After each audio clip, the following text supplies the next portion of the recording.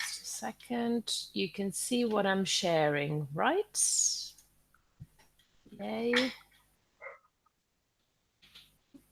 You may not be able to understand it, but or be familiar with it, but you can see it.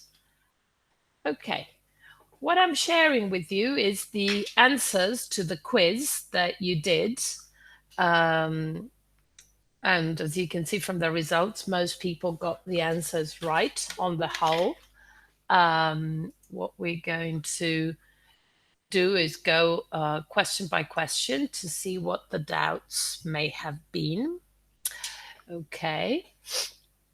So in question 1, let me just open the questions again so that we can see them. Okay, more people joining. Okay, so we've got the number of the types of sentences that are, and you got the right number, which was 4. Would you say this is a property of English, or would you say this is a property of English and Spanish, or would you say this is a property of any language that has this number of questions, types of questions? What's your opinion? Do you remember what they were, right? Questions, imperatives, things like that. What do you think? Is this a property of English? Oh, all languages. Exactly. I think. Absolutely. All languages can do these things. The difference is that they do it in slightly different ways, but they all do it. In all languages, you can ask questions, you can give orders, and so on and so forth. Okay? So this is a general property of languages. Can a sentence be formed by a single word? Here there was some difference of opinion. The majority was right. A sentence can be formed by a single word. It's not the usual case. It's not normally the case that a sentence is formed by a single word, but it is possible. So a sentence like stop, right? When you're giving somebody the instruction to not move, is a single word. In fact, it's a single morpheme if you want to push it, right? It's not just a single word, it's a single morpheme. But it's also a sentence, okay? It is possible because in a language like English, in the imperative, we don't we don't pronounce the subject. The subject of that stop is you, right? Because in the imperative, the subject is you. But in other languages, we also find this in other types of sentences. When are you repeating a word for when you're repeating a word for emphasis? Yes, okay. Or an echo question as well. But let me finish with the lack of subject. In English, we have an unpronounced subject in the instructions, in the imperative, sorry, in the orders. But in Spanish, we're very used to having sentences with no explicit subject, right? So if you say, I don't know, llamó, or vino, or fuimos, right?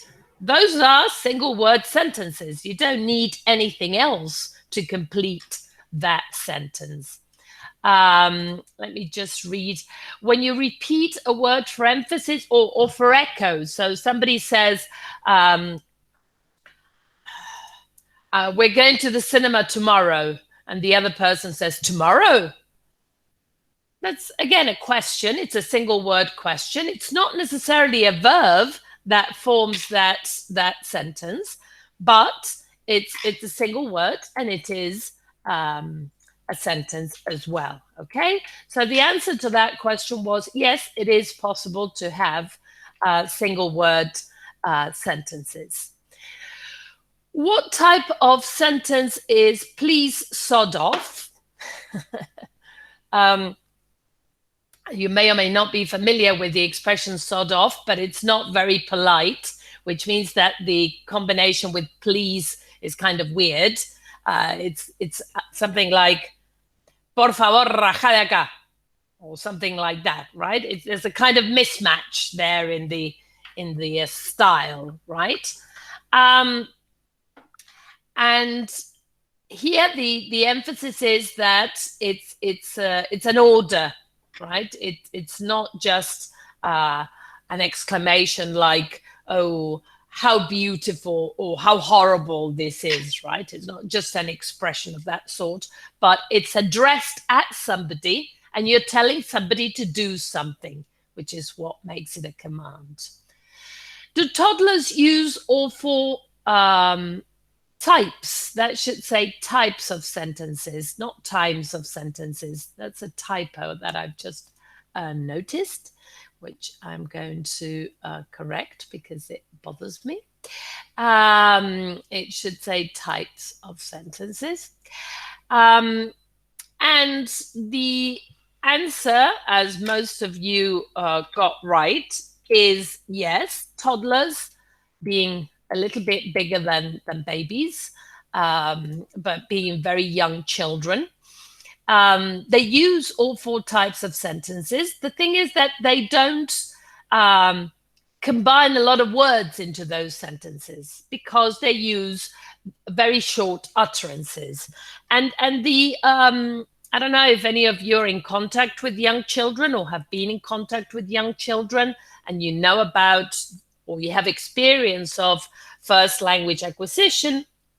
You may know that children start out producing single word utterances. Dada, meme, baba, gaga, whatever. Sometimes we know what they mean, sometimes we don't know what they mean, but they are, it's interesting the choice of words that they produce early on. If you think about frequency of words, the word the or el or la are much more frequent in the language, right? So if children were choosing the most frequent word they hear, they would start out by saying the or el or la, but they don't. Have you noticed? They don't. They choose words that are content words, words that are important for communication, important for them, obviously, right? So they choose to refer to the parent, the people around them, the people who look after them. They tend to refer to the things that matter to them, maybe milk or sleep or whatever, or a toy, okay? But they're always content words. And they start with, as I said, single words, and then they combine them in two word strings. But again, they don't say la pelota, which would be a two-word string, right? They say pelota fue, ball bye-bye, for example, right? So this is important. I'm not just talking babies because babies are cute. This is important because those words that those children acquiring a first language pick are the key meaning words in sentences. We as adults complete the rest of the sentence with other elements that we use in grown-up language, but that are not so essential to meaning. Okay? Of course, we need them, and of course, it's important to know how to use adjectives and adverbs and words of that kind. But very young kids start out with nouns and verbs in particular combinations that we're going to see are essential to the structure of sentences. And this is quite extraordinary because, you know, you think that you're talking about babies who often can't walk, who don't know, I don't know, the meaning of traffic lights, who can't dress themselves. And yet, out of everything they hear, they can pick out these key words of meaning. How do they do it? And why, how are they so smart, right? to be able to do that. And the argument is that they can do that because they come prepared to identify those key elements of meaning. Okay? Don't worry about this. We'll come back to it later on and so on and so forth. Anyway, what type of sentence is used a lot in the casualty room? You had a scene in the video where people went to hospital and it was a sketch, right? And what they demonstrated is what most of you got, which was questions in that particular sketch. Okay, you may say, okay, yes, there are some commands: sit here, stand up, look here, whatever. And there may be some statements like you have the flu or whatever. But questions come as very important in the early stages of a casualty room examination, because the doctors and the nurses need to know what the patient has. What did Charlene need to use instead of statements? And in this case, it was questions and commands. You got it right. Again, a little sketch. What category changes positioning in English and French? And this is something you may have experienced if you learned French. Adverbs, including negation, has a slightly different position in English and French. You may think, well, why does this matter? Well, of course, this matters because when we're teaching a second language, we come across these contrasts all the time, right?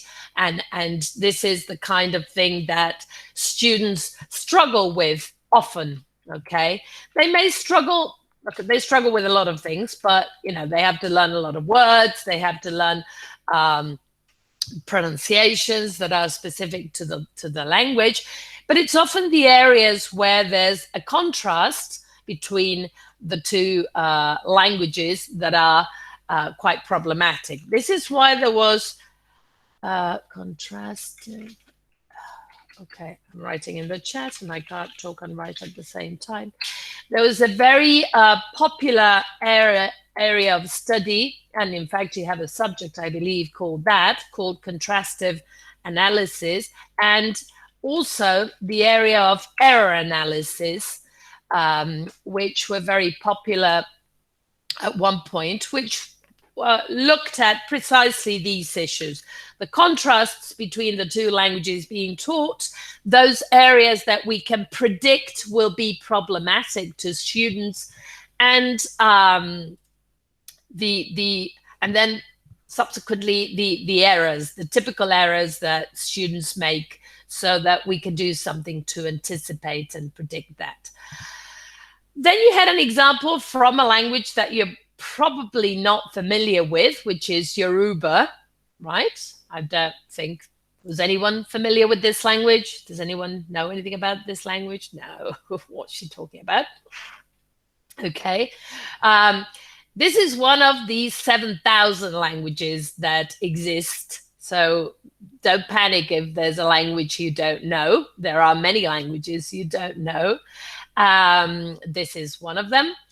And this has the peculiarity of being a tone language. Any experience with Chinese in this class? Has anybody attempted to learn Chinese? No? Okay. Well, Chinese is another tone language. Okay. And there are basically tone and intonation languages. Spanish and English are intonation languages. Meaning is conveyed and encoded through intonation. But in Chinese, tone is very important. So the same syllable, the typical example of Chinese is that the same syllable pronounced in the same way with different tones. So rising tone, a falling tone, a full rise tone mean different things. As different as mother and horse. Ma, ma, ma. Okay, things like that. You can look it up. we're not learning Chinese here, but it's important for you to know that these contrasts exist across languages as well. Okay. Then another language that is discussed or mentioned is Urdu. Urdu is a language spoken in Pakistan. And this language doesn't have determiners. Okay, so, the of these world or the of this world, they don't have them.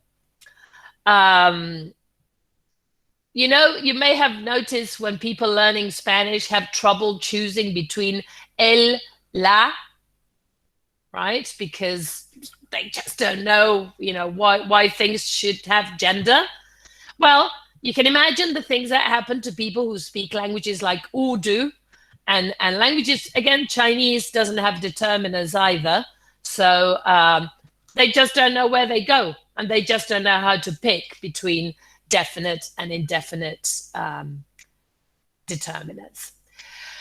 What category changes order with respect to nouns in Spanish and English? This was easy. This you could have answered without the video because you know the two languages, and adjectives is it. But of course, we know that we can say un viejo amigo y un amigo viejo. No? They're both possible. They mean different things. And the question is how they come to mean different things, because it's a combination of noun and adjective. So how come they mean different things, right? Okay. Questions, comments? This was easy. No problem. Fine. Jolly good. Okay. Fine. Okay. We're going to move back a little to some examples we mentioned last class, which had to do with this issue of prescriptive versus descriptive grammar, right? Remember, we mentioned the things that people say you should or shouldn't say, and the idea that grammarians and grammars don't go for that approach to language, but rather attempt to describe language.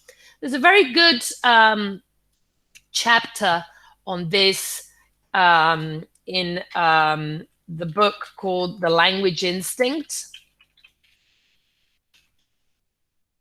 Instinct by Steven Pinker. If you haven't read or heard anything by Steven Pinker, I recommend him. He's a very good neuroscientist, but he's worked a lot on language. And this particular chapter, you can find it in the linguistics library. It's called Language. The book is called The Language Instinct. The whole book is very good, but this chapter in particular is called Language Mavens. And it's about people who get so upset about the right way to say things that they write letters to newspapers, and they spend their time correcting people and telling people how to speak properly. Okay. And, don't worry if you've been one of those, or if you are one of those. It at some stage, it shows that you are paying attention to language. So if you sit in front of the television and you say to the television, no, don't say pienso de que, it's pienso que, and things like that. It's a stage in your development, your linguistic development, okay?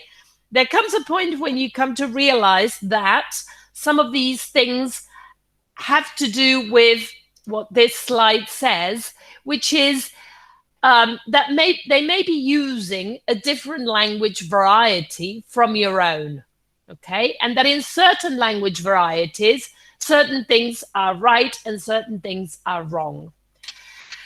I have an example here, which I think we mentioned last time, but if we didn't, we'll do it now. I think we talked about stranded prepositions. We didn't talk about this, which is something else. The first examples in the first 1 and 2, who did you talk to and to whom did you talk? Okay.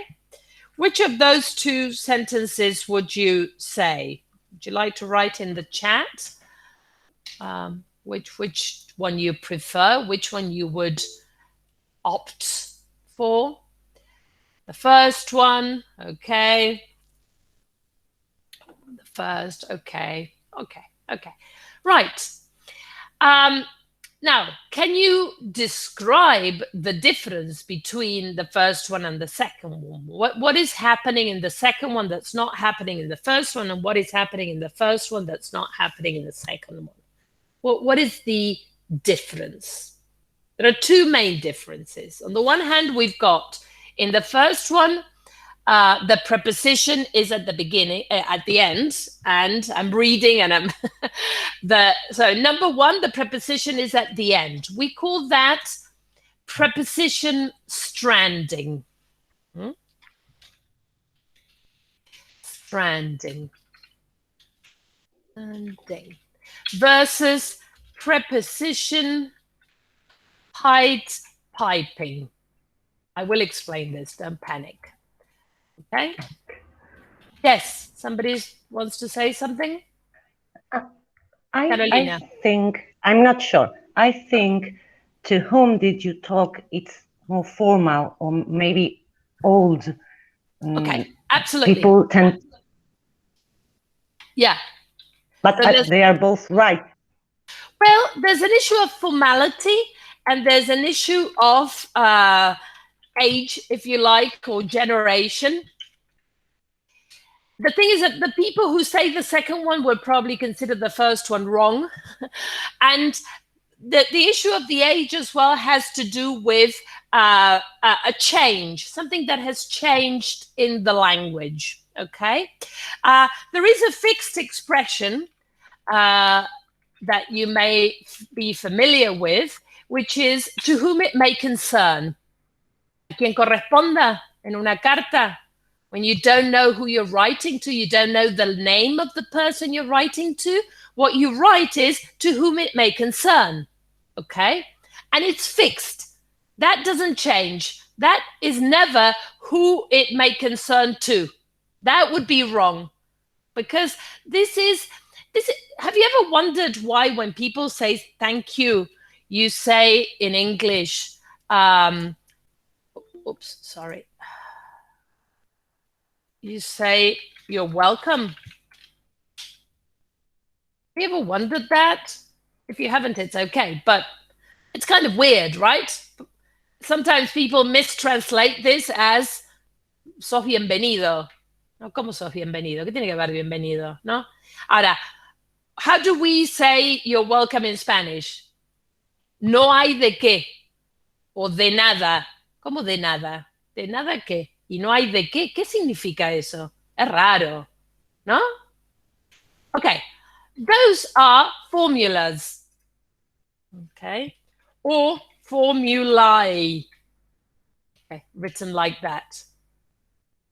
Weird. Why did I write that and not formulas? Is it Latin? No. Yes, Carolina, you're right. It's Latin. Formula is feminine, and the plural of Latin is with an E at the end. It's like the plural of alumna is alumnae. Right? You know, alumni, when you say a former student of an institution is an alumni. There's an alumni. Well, a former student is an alumnus.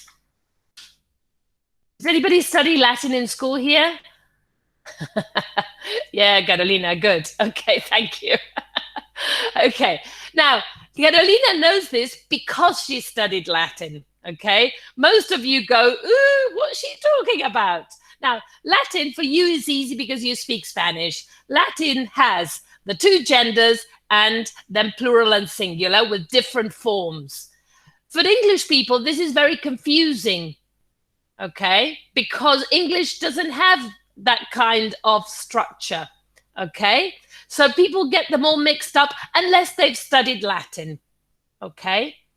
And similar things apply to whom and who to, Okay. English allows for this preposition stranding, this leaving the preposition at the end of the sentence.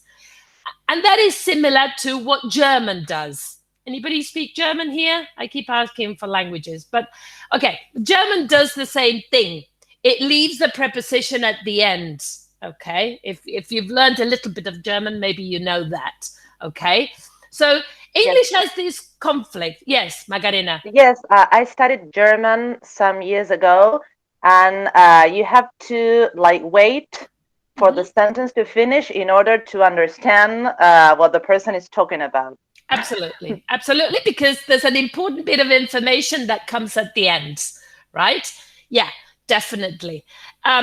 The thing is that English is a bit schizophrenic in terms of origins, right? English has a combination of Anglo-Saxon language and Latin because of the Norman invasions, yeah, and William the Conqueror. If you studied that in history, maybe not, but whatever. Okay, the English language has those two roots. So we will find things in English that, for example, we have the word flood and we have the word inundate. Okay, give me a second. Yeah, just a sec.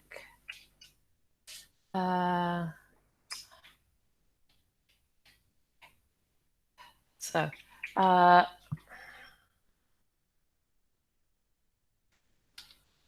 sorry, my example still stands. We have the word to flood, right? And then there's a word to inundate. They're both verbs. They both mean that there's a lot of something somewhere. They differ in register, like somebody mentioned, right? But they also differ in what they apply to. Yeah, if water comes into your house, you say my house was flooded. You don't say my house was inundated, right? But you can say I've been flooded with work and I've been inundated with work. They both work in that case. The second one is a bit more formal than the first one. The second one is a bit more Latin than the first one, right? Which is why for learners of English who know Spanish, formal English is easier to understand than informal English. Typically, when you have these pairs of words, the Anglo-Saxon word is shorter and the Latin word is longer. Yeah. These are helpful tools when it comes to understanding texts, when it comes to reading comprehension, when it comes to teaching reading comprehension as well. Okay, we'll talk a lot more about this, don't worry. But what is happening with these two sentences, who did you talk to and to whom did you talk, is that we have a conflict of the two rules. The preposition stranding is the rule of Germanic languages, of Anglo-Saxon. We leave the preposition at the end. The preposition piping, if you think about the sentence, obviously the to goes together with the who. Think of the Spanish. ¿A quién le hablaste? No podemos decir ¿quién le hablaste a? ¿No es cierto? Eso no lo podemos decir en castellano, está mal. Nadie lo diría. ¿Quién le hablaste a? Siempre es ¿a quién le hablaste? And the preposition goes with the WH words. It's interpreted, even when it's stranded, it's interpreted together with the WH word, always. But we have this conflict. The other problem, of course, is the whom and the who. Yeah? And that is an issue with case marking. Okay?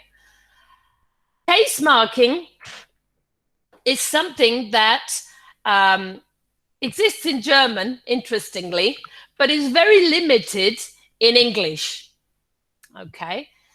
The contrast between he, him, and himself. What is that contrast? Those three words.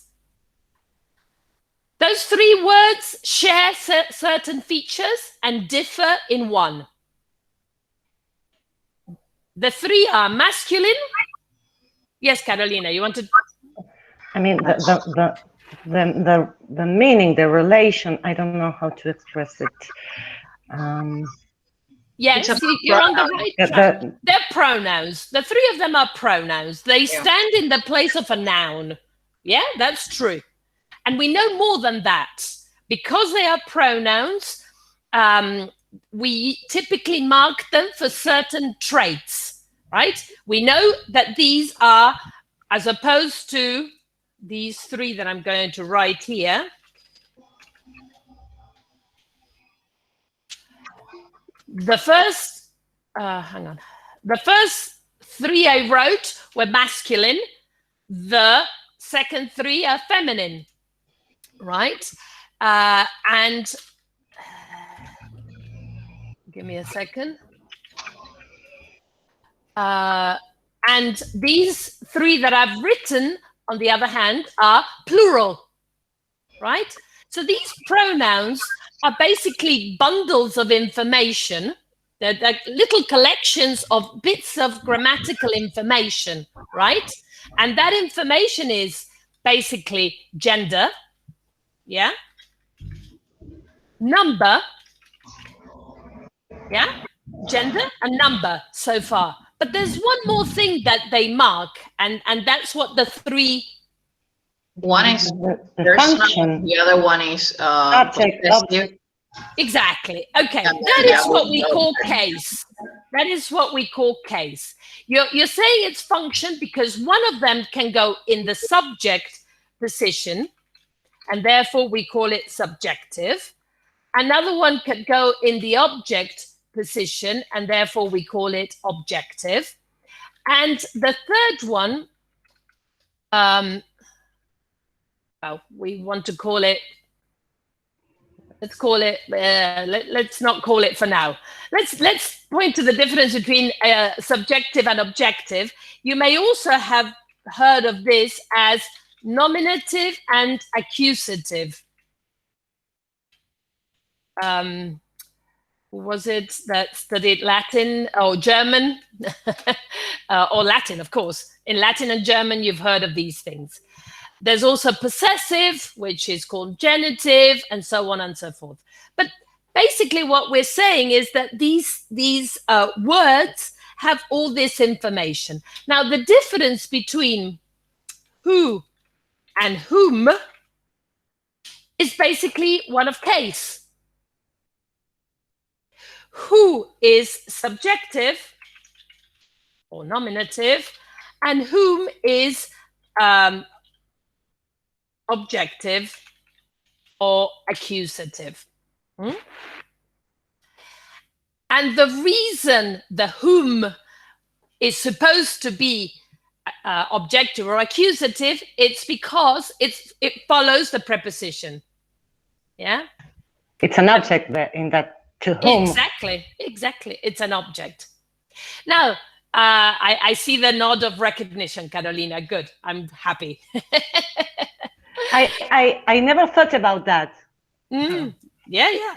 The thing that is important here as well is that this distinction is being lost in English. In fact, I'm talking about pronouns because pronouns is the only bit of English where case is still marked. In German, for those who learn German, case is marked in determiners,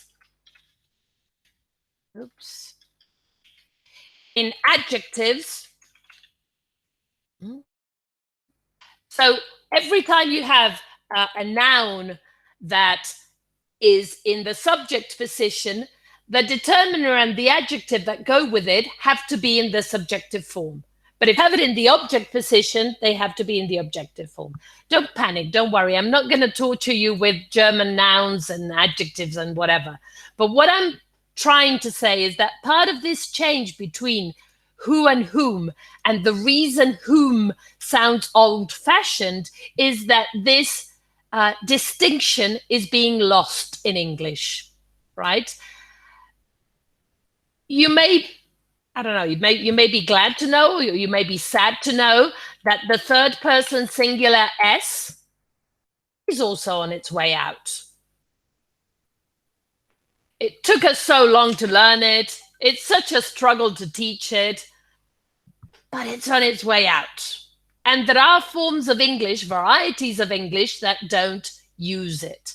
But this is not, it's not something to be, if you read any Shakespeare and you read about, you read the pronouns thou and thee, yeah, those disappeared too. Yeah, they existed and they disappeared. I'll give you an example that's closer to home. How many of you use the word usted? Anybody? Nobody. Right.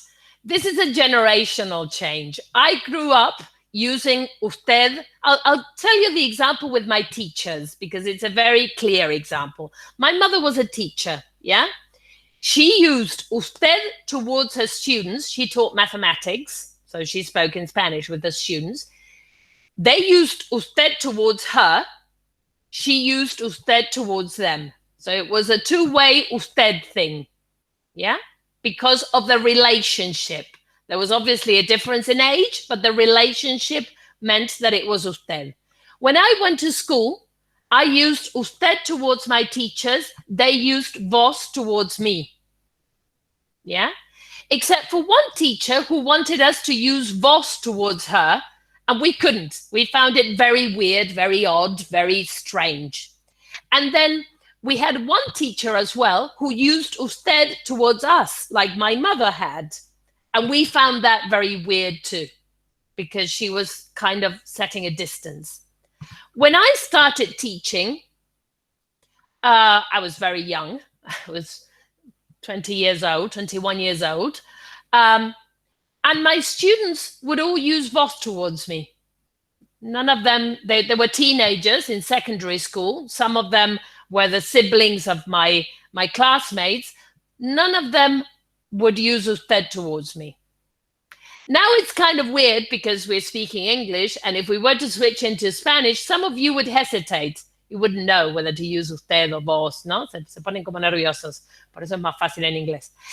But even so, people well, I'm generalizing, but people, the usted is disappearing. And it has disappeared in places like Spain, almost totally.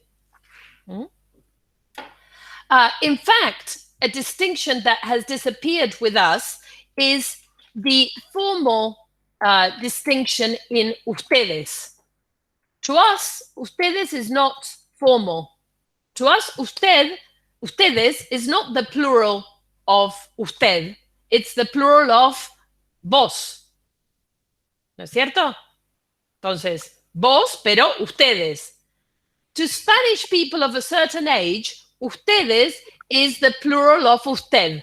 I've had Spanish people say to me, pero no nos trates de usted. No, ¿cómo no los estoy tratando de usted? Vos sos vos, pero ustedes. ¿Se entiende, Paula? We don't use vosotros, for example. Exactly, but vosotros is the plural from vos. That's why we change those. Exactly, the plural of tú. Vosotros is the plural of tú. But the paradigm for them was tú, vosotros, usted, ustedes. See? Right, we cross it, but we also removed one. They've removed the formal bit. So what I'm trying to say is that these things change, okay? These things change with time. Some things are dropped, some things are incorporated, and we shouldn't get cross, we shouldn't get upset about it. You've got some more examples here. Voy de mi abuela, voy a lo de mi abuela. See? Some people say one, some people say the other. Okay.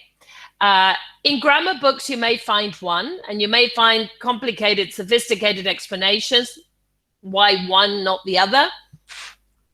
But that's the way it is. The other examples, vino el Santiago y vino Santiago. Maybe it has reminiscences of in the provinces, right? In San Juan, where I go quite a bit to San Juan because my kids play roller hockey. And whenever we get there, the kids go, vino el Oliver, mi hijo, no? Vino el Oliver. It's kind of so cute, right?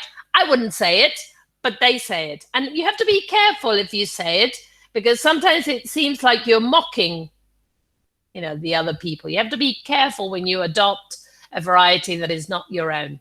Well, and then you have this paradigm of vos, tú sos. Who says that? Tú sos.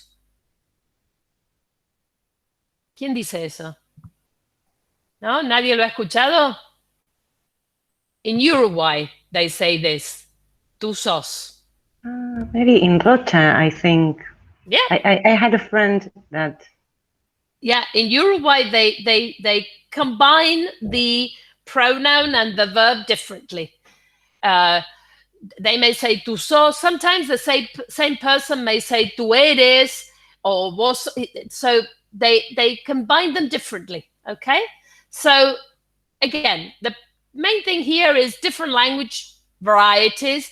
And as future English teachers or as current English teachers, what you have to think about is what you do with those, what you do with that range of options, because just as much as Spanish has all that variety, English has all that variety too.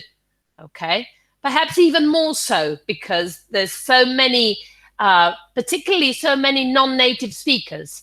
You may know that English is the first language to have more non-native speakers than native speakers. Yeah, this happened around the year 2000, when the number of non-native speakers surpassed the number of native speakers of English, because the native speakers of English are shrinking populations. They in countries like Britain, there's old people, but there's not that many young people.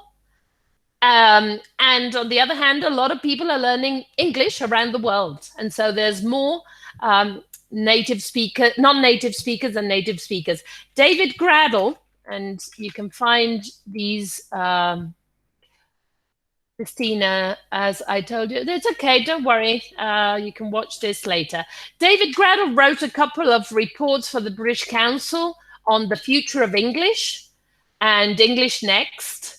That were very interesting, of English and English Next. Again, these things are in the linguistics library, but you can also find them online.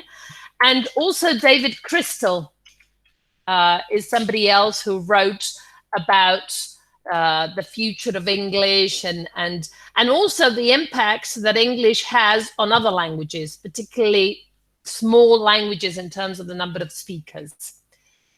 But anyway, we can talk about that later on. So this is the other example that we mentioned when we talked about prescriptive rules, to boldly go where no one else has been. This is the prescriptive rule that says infinitives should not be split. This is Star Trek, if I'm not mistaken. Those of you who are Trekkies or whatever may know about it. And then I ain't got nothing. I haven't got anything. This idea of this again was, a prescriptive rule that said 2 minuses make a plus. So if you say I ain't got nothing, that means you've got something. Like in mathematics, right? Menos y menos es más. But language doesn't work like that. In Spanish, what do we say? No tengo nada. No puedo decirlo de otra manera.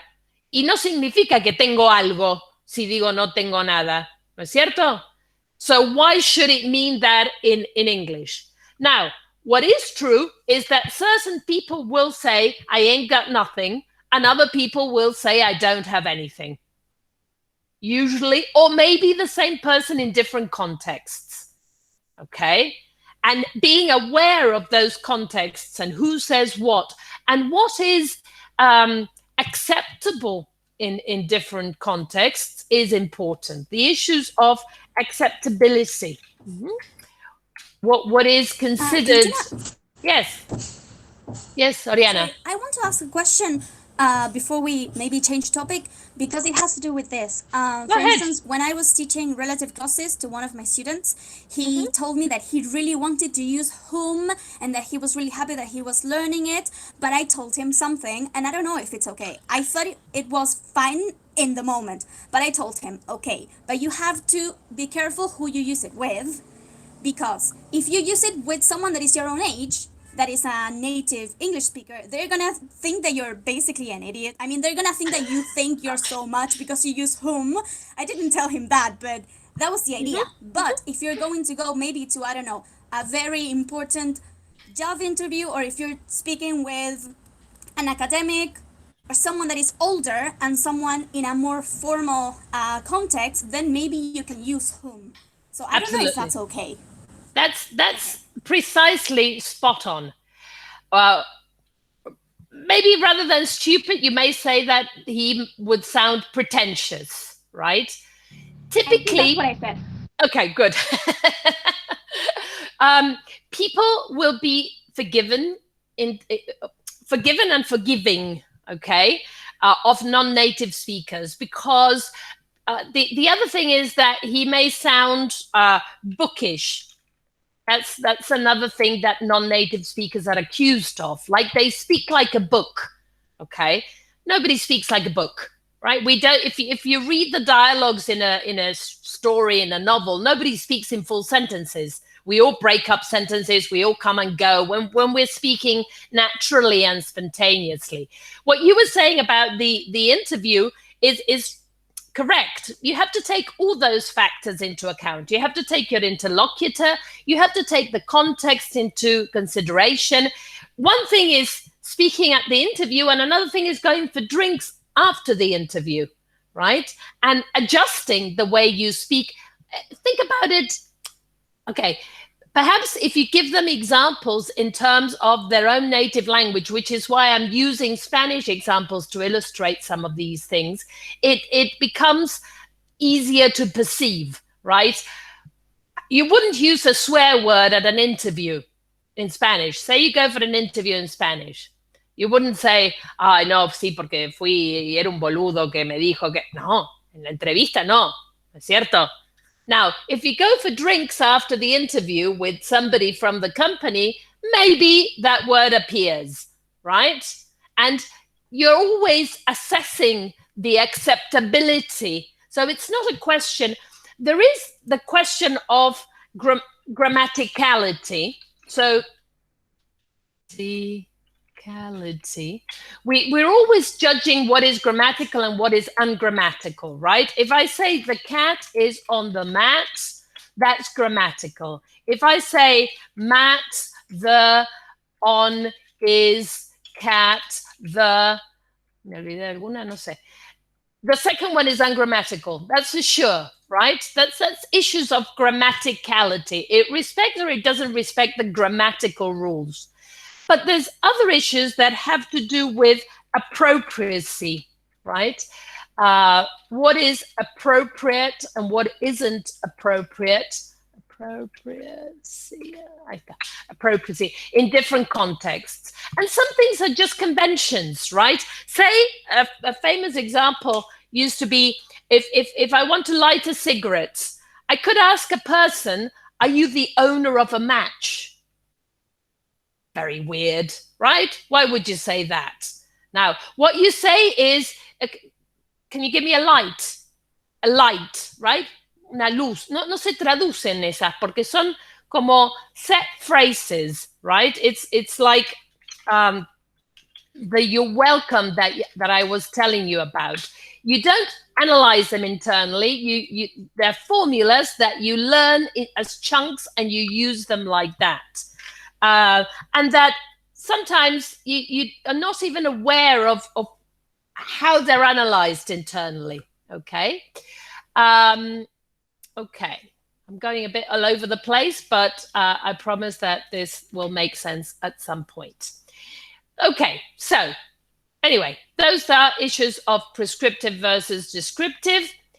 Now, here I've given you a collection of tools that you will be able to use during the course and in whatever other contexts you may want to use to do searches for this course or for other courses. Who knows what a language corpus is? Language corpus. You all know Spanish. You can have a guess, right? If you say a body of language, you may still not know what it means, but it's somewhere around that area, right? Yeah, corpus comes from Latin. And again, the plural, people will say corpuses, but the Latin plural is corpora. Okay? And a language corpus is a large body of language that is used to study how language works. Before I go into this, let me see if I can show you a little video about the problems of dictionary writing. Give me a second. It's a very short video. We'll have to see how it works. Hang on. Let's try it. It's a sketch from a comedy called, wait. Okay. I'll give you the background. It's a sketch from a comedy series called Blackadder. Anyone heard of it? No? Okay. You'll recognize some of the actors. They were younger in what you're going to see. This Blackadder series is a historical comedy. It takes place in different periods in British history. And what you're going to see is a sketch, a very short sketch, where Dr. Johnson, who was the writer of the first English dictionary, takes his dictionary to present it to the Prince Regent. This was a common thing in those days when, you know, somebody produced something intellectual, and the way of presenting it in society was taking it to the king or the prince for them to recognize it. So in the sketch, you're going to have the prince, Dr. Johnson taking the dictionary, and then you're going to have Blackadder, and Blackadder is the butler, el mayordomo, the butler of the prince. And the joke is that the butler is very intelligent and the prince is very stupid. Okay, this is the underlying joke of the series. Okay, but what I want you to pay attention to is in this particular sketch, what they are trying to show about the problems of writing a dictionary. Remember that this is the first dictionary ever written of the English language. Okay, and it's attributed to one person. One person wrote it. Okay, so let's see if this works and how it works. Okay, hopefully you'll be able to see it and hear it. Let's try it out. Dr. Johnson, Your Highness. Ah, Dr. Johnson. Damn cold day. Indeed it is, sir, but a very fine one. For I celebrated last night the encyclopedic implementation of my premeditated orchestration of Demotic Anglo-Saxon. No, didn't catch any of that. Well, I simply observed, sir, that I'm felicitous, since during the course of the penultimate solar sojourn, I terminated my uninterrupted categorization of the vocabulary of our post-Norman tongue. I don't know what you're talking about, but it sounds damn saucy, you lucky thing. I know some fairly liberal-minded girls, but I've never penultimated any of them in that solar sojourn. For that matter, been given any Norman tongue. I believe, sir, that the doctor is trying to tell you that he is happy because he has finished his book. It has apparently taken him 10 years. Yes, well, I'm a slow reader myself. Here it is, sir, the very cornerstone of English scholarship. This book, sir, contains every word in our beloved language. Every single one, sir? Every single word, sir. Oh, well, in that case, sir, I hope you will not object if I also offer the doctor my most enthusiastic contrafibularities. Contrafibularities, sir? It is a common word down our way. Oh, I'm sorry, sir. I'm anaspeptic, prasmotic, even compunctious to have caused you such pericombobulation. Okay. Were you able to kind of get the gist of it? You can watch it on your own later on, and you can. Something I didn't do, which might have helped, is I could have put the subtitles on, the captions. But did you get the gist of it? What's the idea? Did you recognize the actors? A very young Dr. House. Hugh Laurie. Hugh Laurie, that's right. A very young Hagrid as well. That's Dr. Johnson. And Mr. Bean, of course. But Mr. Bean is Blackadder, but he plays a very different character here. It's a little bit like Bit of Fry and Laurie. Well, exactly. Hugh Laurie and Stephen Fry. And in fact, in Blackadder, Stephen Fry appears as well in other episodes. A Bit of Fry and Laurie is the first thing that Hugh Laurie and Stephen Fry did after university. And then they teamed up with other actors to do Blackadder. But it's very different from Mr. Bean, because Mr. Bean is what we call slapstick humor. Yeah, I don't know if the idea of slapstick humor is that it's a pie in the face. You laugh at the character, at the things that happen to the character. You know, he falls over and trips. He's kind of silly, okay? Whereas this is witty humor, which is a kind of verbal humor, which is why you were probably not familiar with it, because Mr. Bean is very visual, right?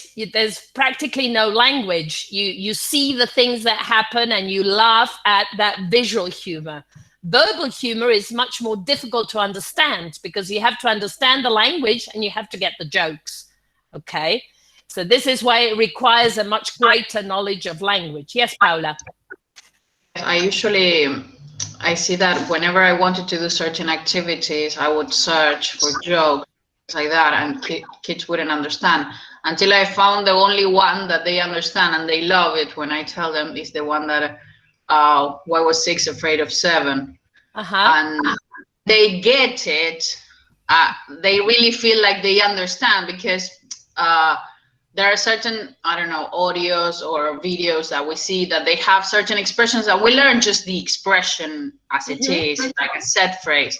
But when they get this joke, it's like they really get to the point of, yes, because this means that. And if we were to tell a joke in Spanish, probably English speakers wouldn't understand, or any other language, because they have this very specific thing of, you know, the humor and the meaning that it's behind those words or the sounds.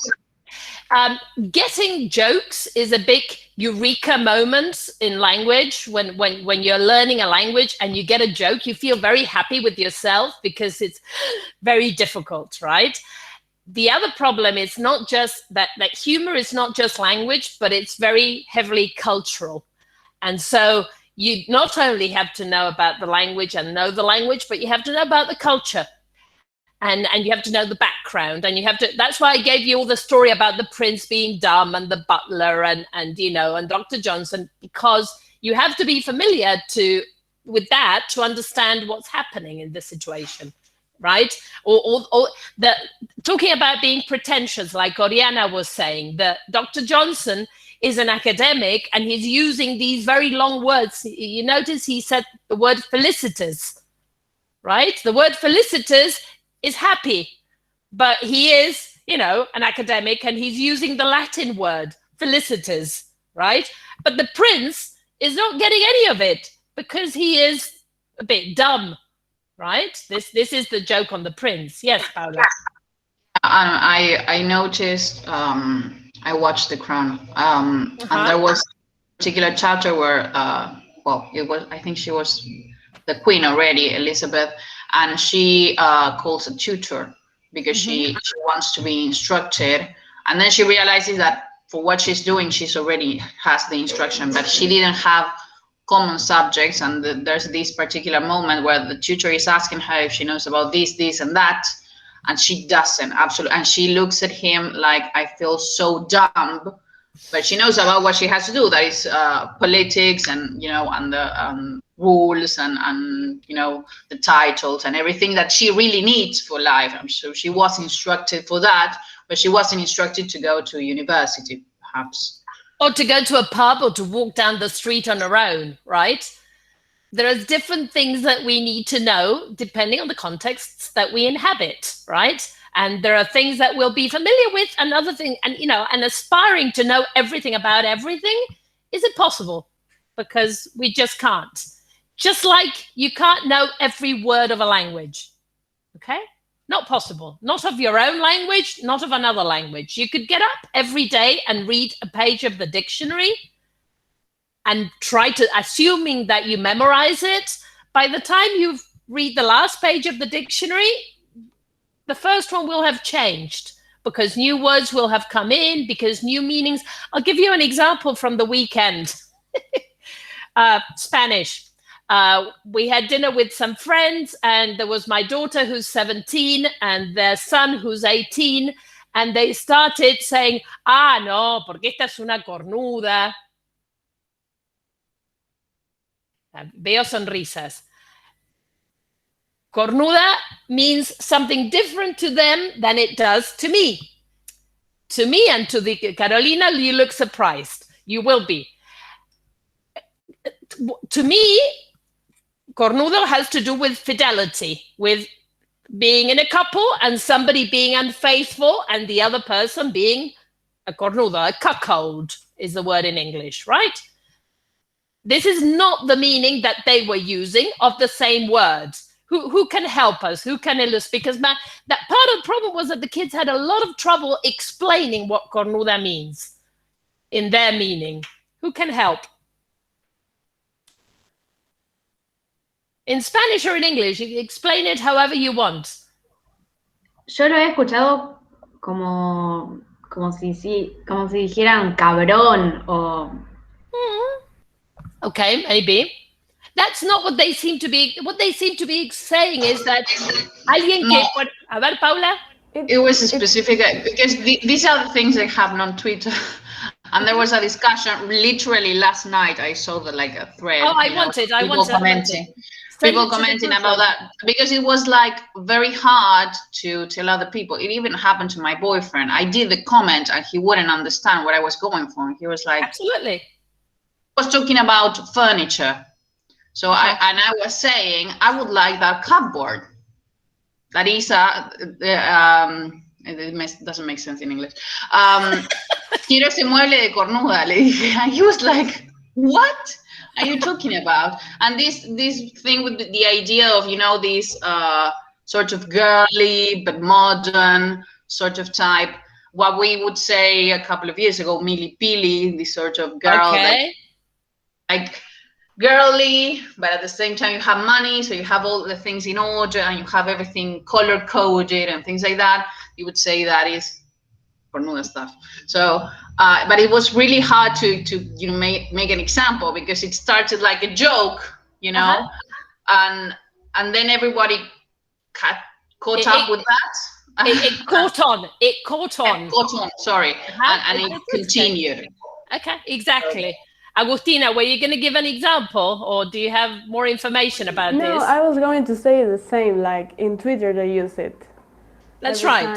It started like a joke, and then it remained in the language. Exactly. But that's how language changes, and that's how there's innovation in language. Okay. In this case, in social media, but notice how difficult it is to define it. Okay. How difficult it is to explain to others. What I understood was that, No, yes, that in Twitter they were discussing that it was too difficult to explain. Like, it's... But it's what we do, you know. To be able to communicate, we need to be able to do that. And they understood what first of all, it's got to do with group definition. People who use these terms share those terms with other people they communicate with, right? And they separate themselves from other groups in society intentionally. Teenagers do this all the time. You mentioned Milipili, Paula, and Pincho is the other one. I spent like a couple of hours with my kids a couple of years ago with having them explain to me qué es un tincho. ¿Cómo se diferencia de cheto? It's like when we had to explain arre. I mean, I thought I had a great explanation when I was a child. And it was usually that it was the short for arre que no. Re que no es así. Ajá. Y el A iba adelante como a forma de llamar la atención. Entonces se hacía más corto a arre. But if I had to explain that way, mainly because I'm an adult, but if any of my age had to explain it, because I would explain that 11 years old to my parents, I don't know if they could have come up with that explanation. But this thing, I would send the thread on Twitter, but it was this kind of situation. Everybody started laughing because they said, I said that to my mother without noticing, and she started giving me why you don't have to be an infidel because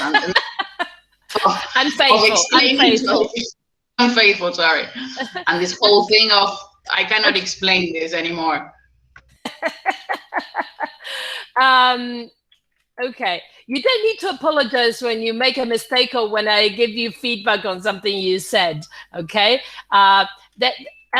unfaithful is the adjective, and faithfulness is the noun. Infidelity is also the noun, but an infidel is somebody who's not Muslim to the Muslims. Okay, so you have to be careful with these subtle definitions. Like okay. Yes, Alejo? It's like pagan. It's like, yeah, right. Or like goy for people who are Jewish. Yeah. So anyway, we're getting all over the place. But anyway, these are examples of how language changes, and some of these things catch on, and then they expand. Okay. Now I'm going to show you something, and we're going to use these tools later on in the course, but you may want to play around with them. Hang on a second. Where am I? I think it's here. Yes. Okay. You may be familiar with, hang on, I've got too many windows open. Just a second. Here. In the slide where I put the tools, hang on. I've got somebody knocking on the door. Give me a second.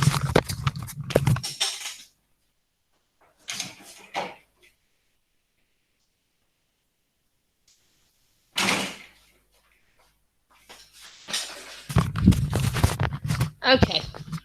You may be familiar with the Ngram viewer or not, the Google Ngram. Ever heard of it? No, not familiar with it? Okay. Doesn't matter. Let's do a search. The Ngram viewer works with corpora. Okay, here it tells you choose your corpus. You can choose Spanish, for example. Let's choose Spanish and do a search for a certain word. Let's search for the word groncho. Okay, do any of you use that word? No. Okay. Not anymore. Not anymore, right, Carolina? Okay. Look at this. This graph shows you what has happened to this word. You've got the year axis here at the bottom, and you've got the frequency of occurrence in this particular corpus. A corpus, as we said, is a body of language, a recorded body of language. And when I put that word in, it searches for that word.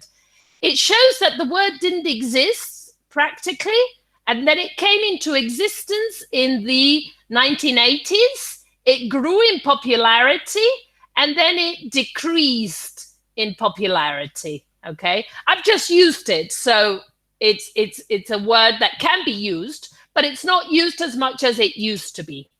Okay, now I'll give you an example. Can you try Josha?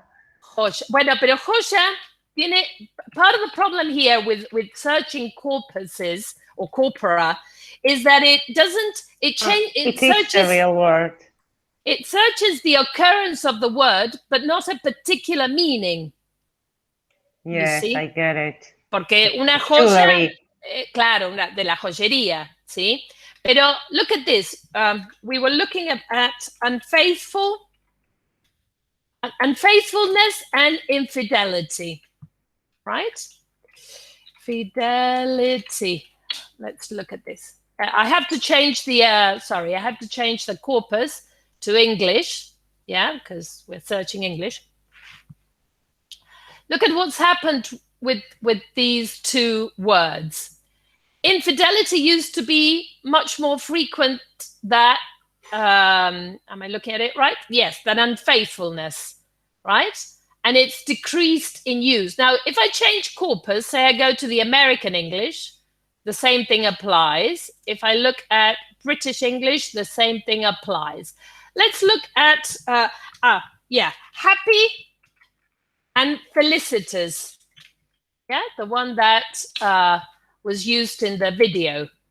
Look at the difference in frequency of occurrence. Yeah.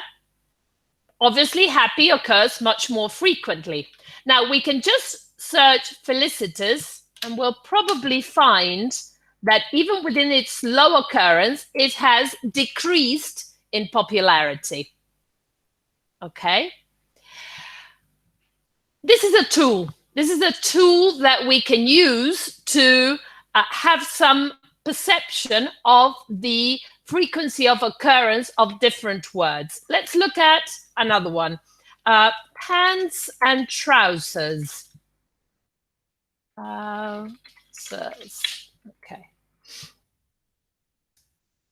So in British English, trousers is more frequent, but pants, it has also grown in popularity. Hang on.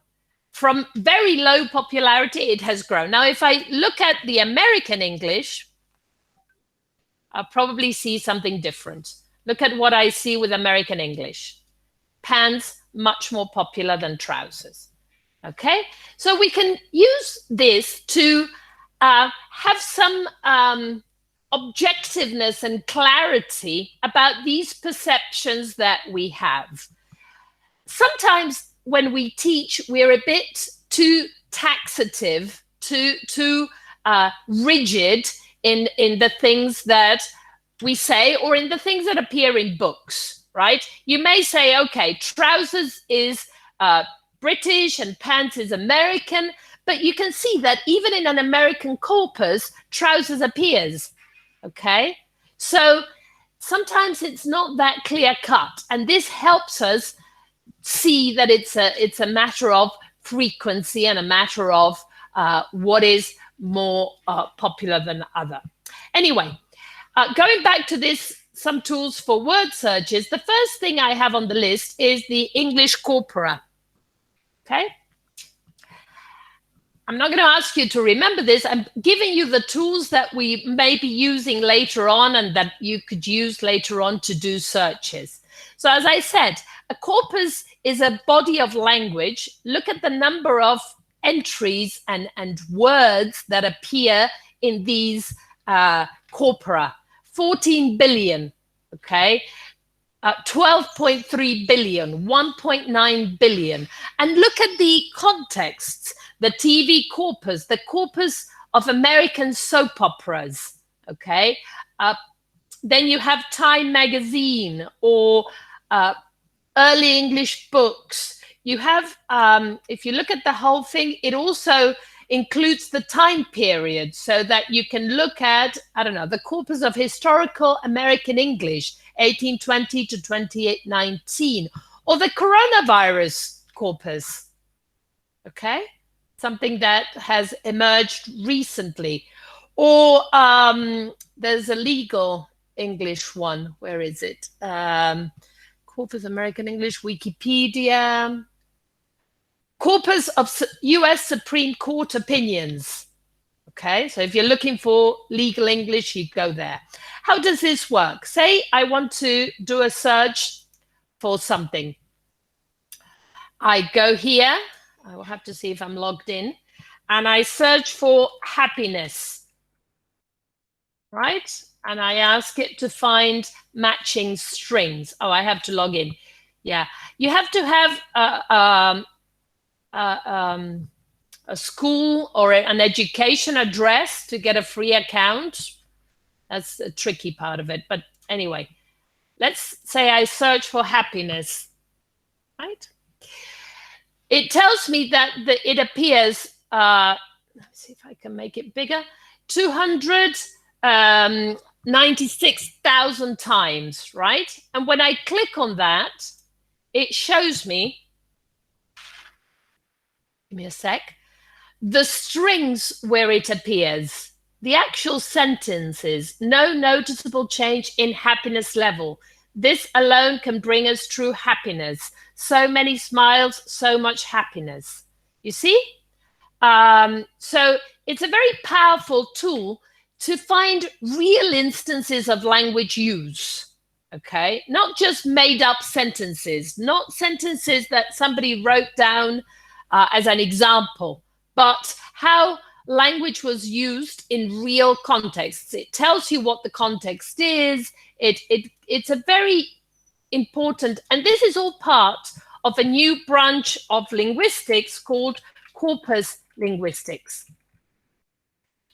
which of course is made possible by technology, because we can have these large bodies of language. As opposed to Dr. Johnson, we can handle these large bodies of language in real time thanks to machines. Okay, so this is quite useful. Then you have other tools here, tools to search words in a dictionary according to multiple criteria. So for example, these are useful when you're playing Scrabble, for example. You can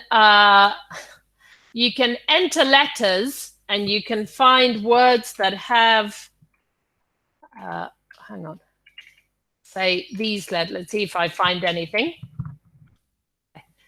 See, it finds me words with those letters. You couldn't do that with an ordinary dictionary, right? So again, these are tools that, let me see, was it decode?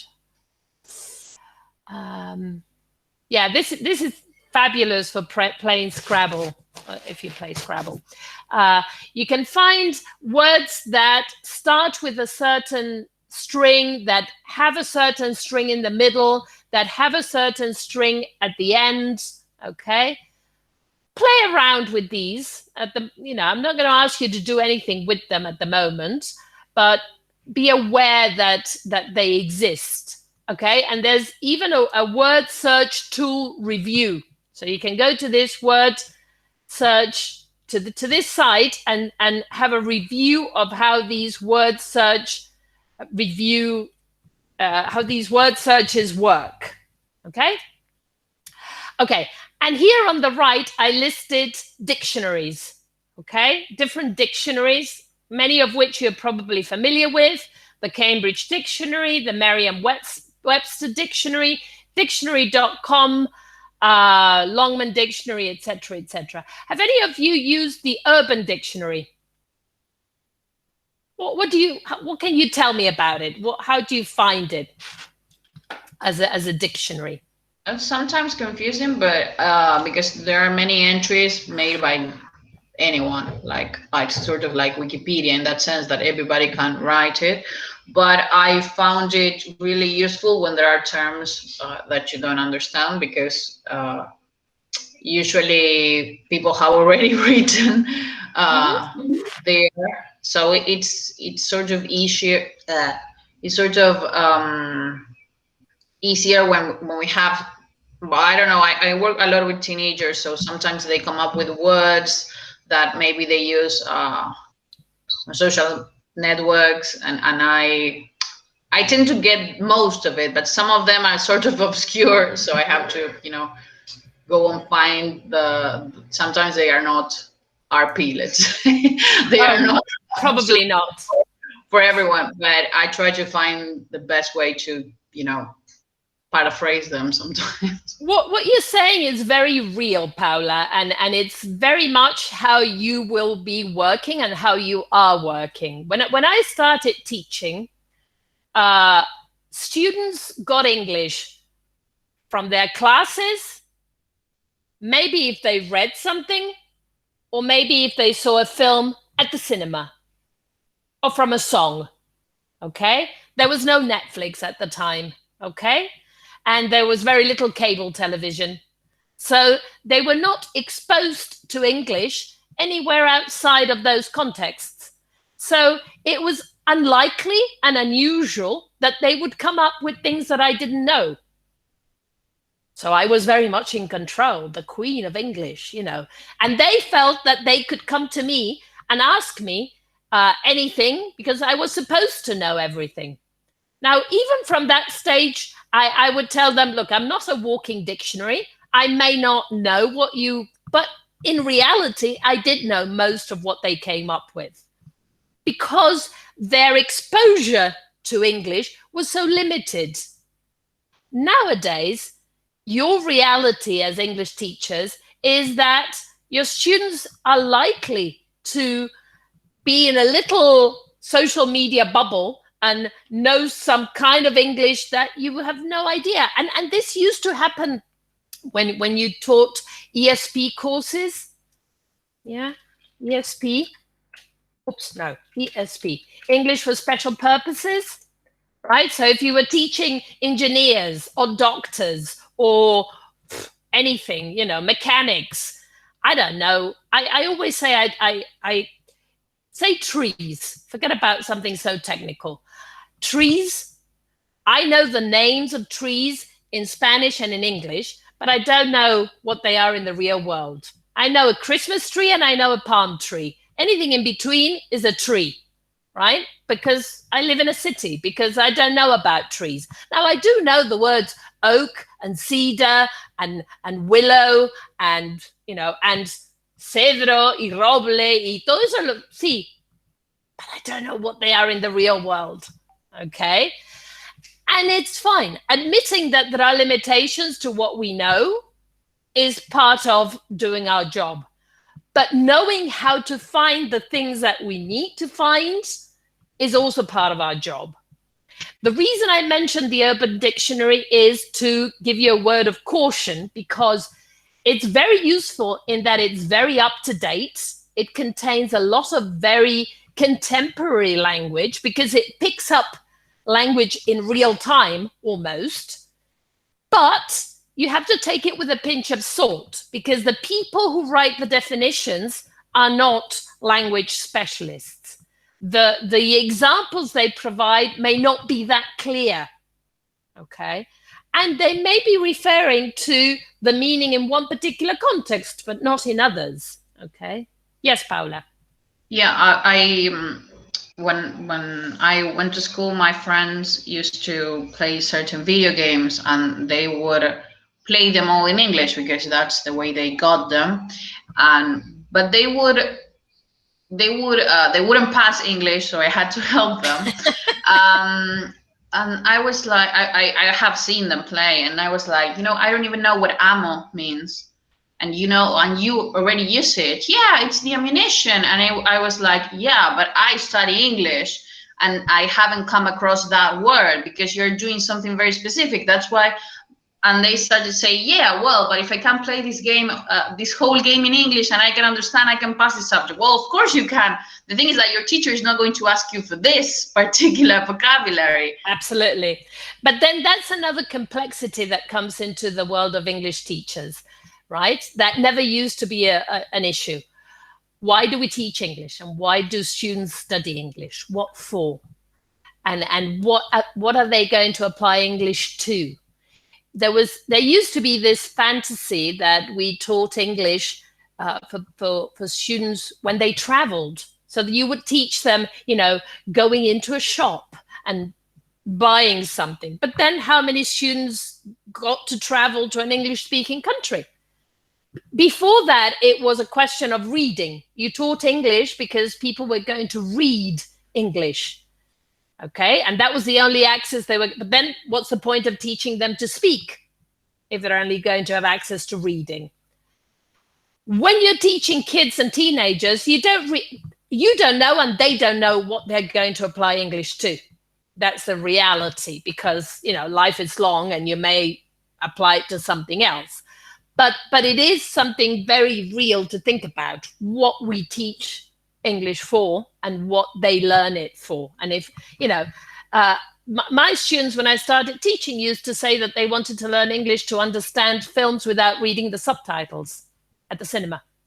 And to understand the songs that they listened to. That was it. That was their interest. Okay, so it was an entry point. Of course, I wanted them to be able to read, I don't know, Shakespeare. But, was that what they were going to do? Not necessarily. Anyway, lexicographers are the people who write dictionaries, okay? And they're the ones who, and we're going to see some more about this later on. Anyway, I said I wouldn't keep you here all the whole time of the lesson. I'm going to give you a task to do for next time. I'll explain it. I was going to do it. We can't, we can do the first bit in groups now, and then you can do the classroom activity later on.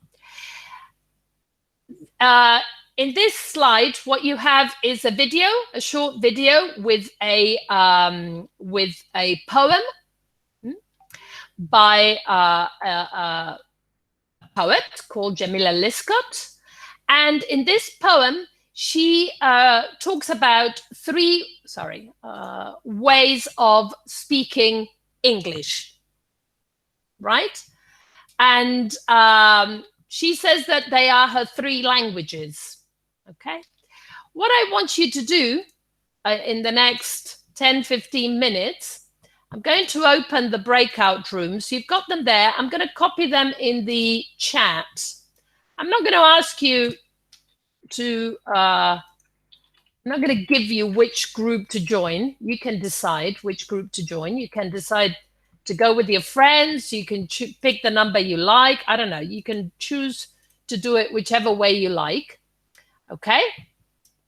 Let me just separate this just a second. And I'm going to ask you to, in your groups, watch that video, have a quick discussion of what you think the three ways of speaking are that she mentions.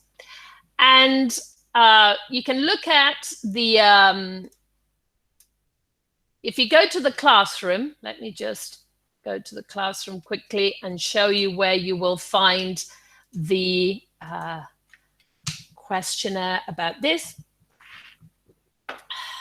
Classwork, quiz it. At the very top, 3 ways to speak English. Yeah. Oops, no, didn't mean to do that. That was too quick. Here we go. Okay. There's this little questionnaire that you can answer now or you can answer later.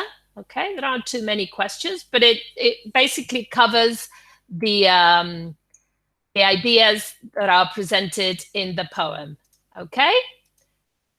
Questions, comments? Is it clear? I have a question. It says in the classroom that we have to read a text. It's no, the same as the poem we are going to listen? Yeah, okay. The poem is recited, so it's a performance, right? So she recites the poem, but if you want, you can read it as you can put the subtitles in, or you can read the poem from the transcript. You choose, okay? It's up to you how you choose to do that, okay? Any other questions on that? That's just to help you, because there may be bits that you don't understand because she uses very particular way of speaking, particular ways of speaking. Any other questions? Once you've finished, you don't need to come back to this meeting. We'll be done for today, and we'll start next class going over your answers to this. All right, so you don't need to come back. All right, Cristina, the breakout rooms are in the presentation. Yeah, I put them in the chat here, and they're also in the presentation. Hang on.